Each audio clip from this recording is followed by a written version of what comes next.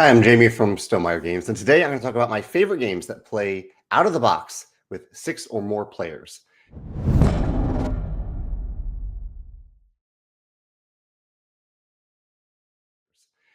This is a category that's very near and dear to me because one of the core tenets of Stonemaier Games is that all of our games must play from at least 1 to 5 players, but a lot of our games also play up to 6 players.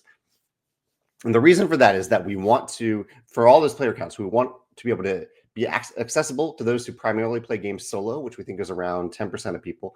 We want to be accessible to those who primarily play games with a partner or a roommate, which we estimate being around 25 or 30% of people. And then we also want to reach the broader groups of people when that you know your friends that come over for game night and you have 6 people, 5 or 6 people, and they all want to play a game together, and they don't always want to settle on a lighter, shorter game. And I'll talk about both those types of games in this video: lighter, shorter games, and also heavier games. We want our games to be able to reach those people as well. But it's tough to design around and even produce around games that play at higher player counts. They cost more because you need more components for more players.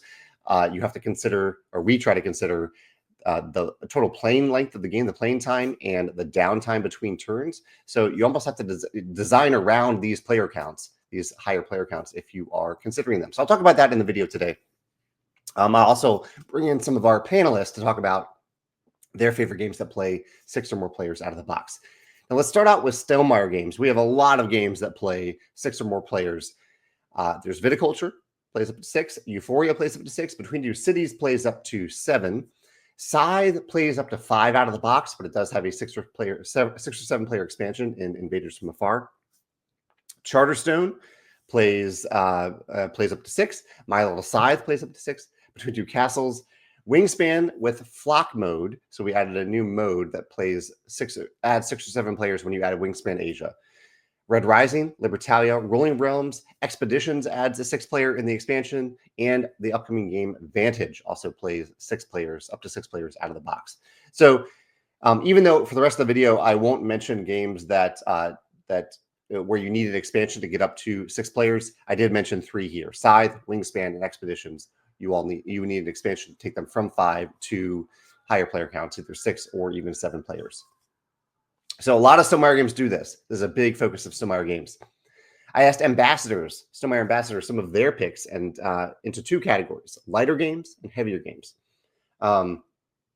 In the lighter games category, we have, and these are the answers that more than one ambassador said: Camel Up, Cartographers, Downforce, Faraway, Flip 7, For Sale, Green Team Wins, Hues and Cues, Just One, Panda Royale, Ricochet Robots, Skull King, So Clover, Telestrations, That's Not a Hat, Things and Rings, Trio, Wandering Towers, and Werewords. And then among heavier games mentioned by ambassadors for this category were 7 Wonders, Battlestar Galactica, Between Two Castles, Blood on the Clocktower, Dune, Imperium, Uprising, Eclipse, Heat, John Company, Power Grid, Raising Robots, Root, Scythe. They mentioned Scythe and actually Wingspan here, even though those don't play up to 6 out of the box. Sidereal, Confluence, Trade on the Tigris, Twilight, Imperium, 4th edition, Viticulture, and Wingspan. So let's move on to our panelists, and we'll start with Abigail, who is our panelist who primarily plays digital games.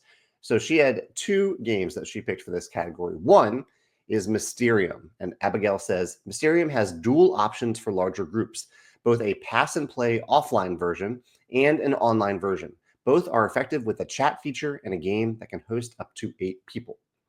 That's Mysterium.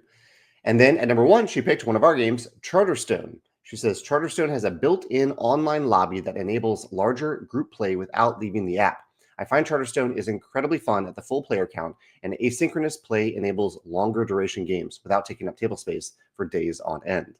So these are our digital game picks from Abigail, our panelist who primarily plays digital games. Our panelist, Carrie, mostly plays heavier games, and Carrie's top 3 picks. At number 3, she put Obsession.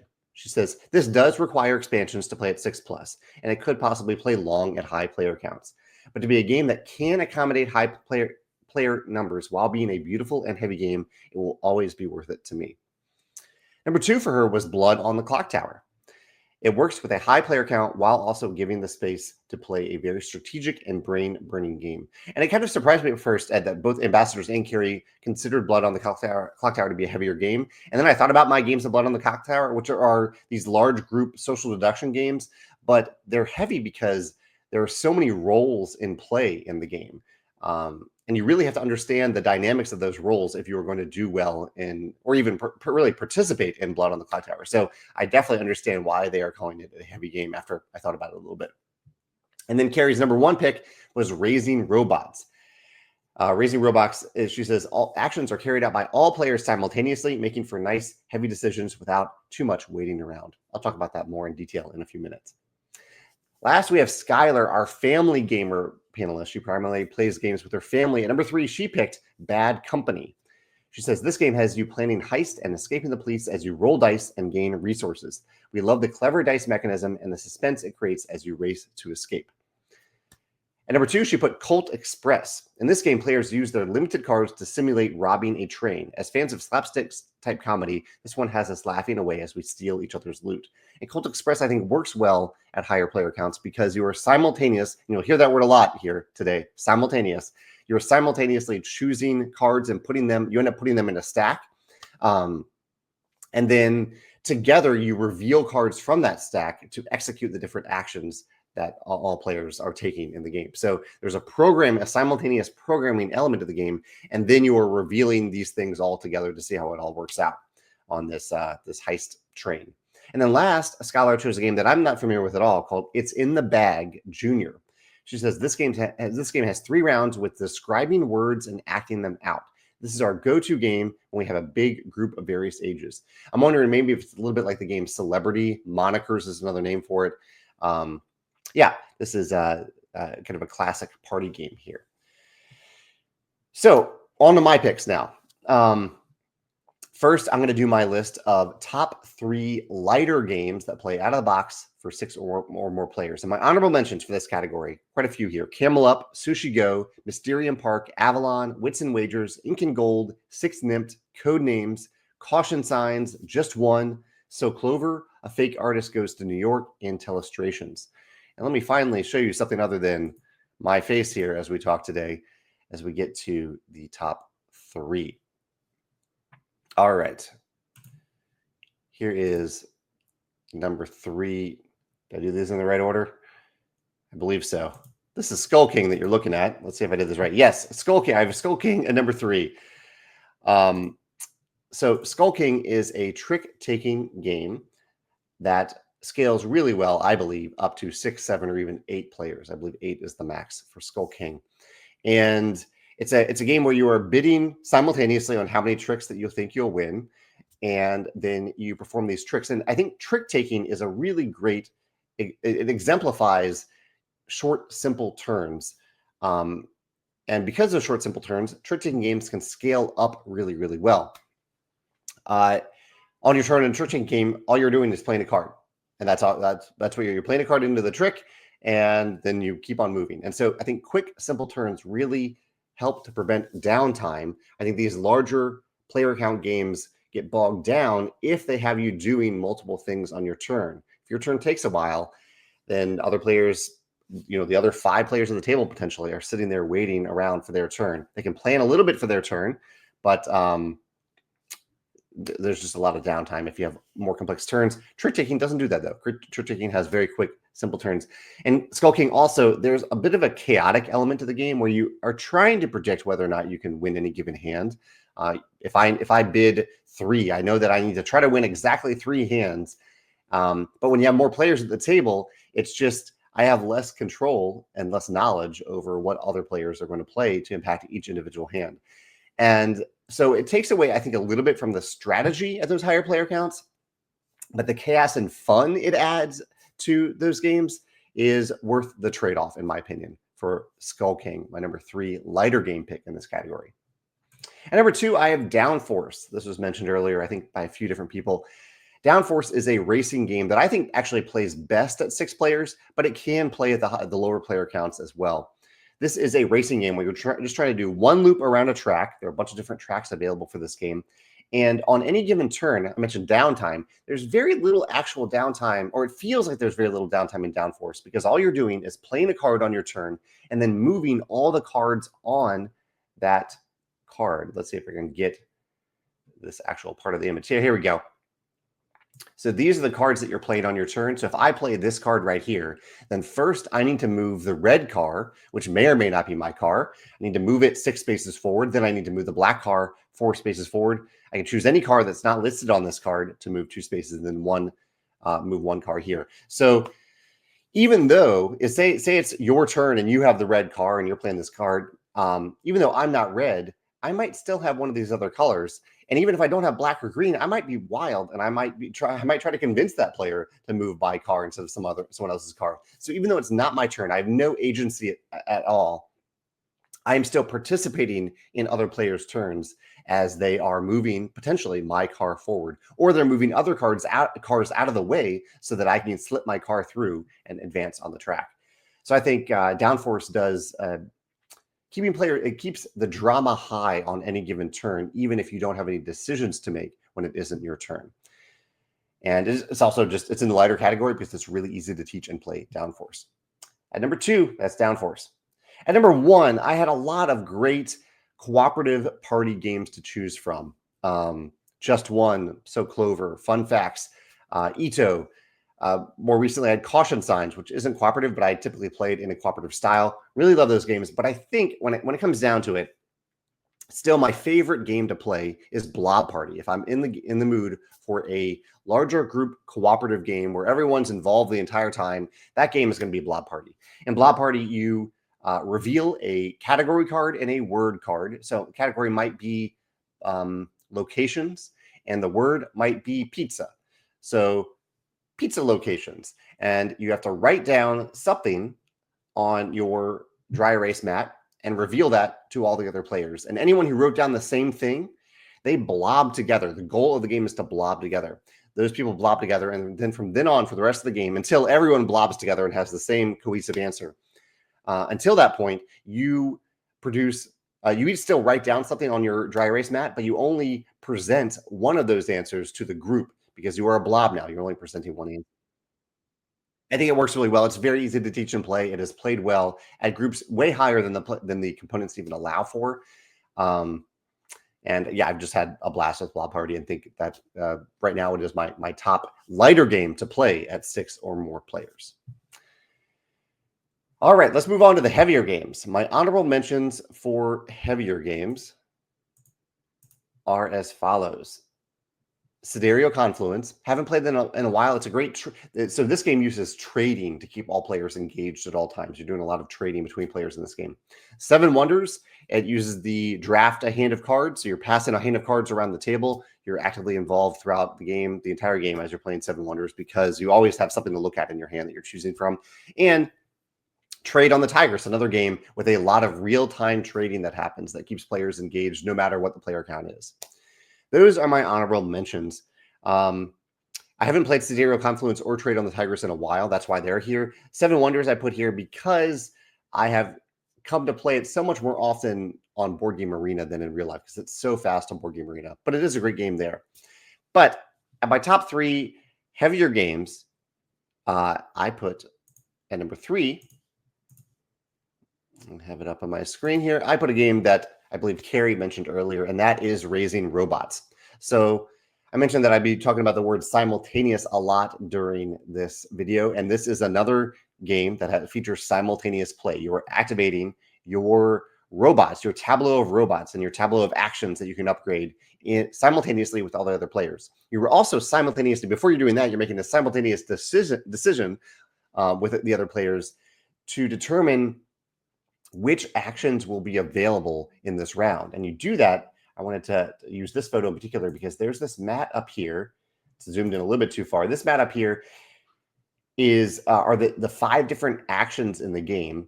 And in each round of the game, there are 8 rounds, players will choose a card from their hand and pair it with one of these different actions to determine which action they really want to do that round. And they may end up adding energy to that action. And what that means is that any player then is allowed to take that action this round. So based on what players chose this round, no one is taking the red action, no one is taking the green action, but players are taking the blue action powered up pretty well.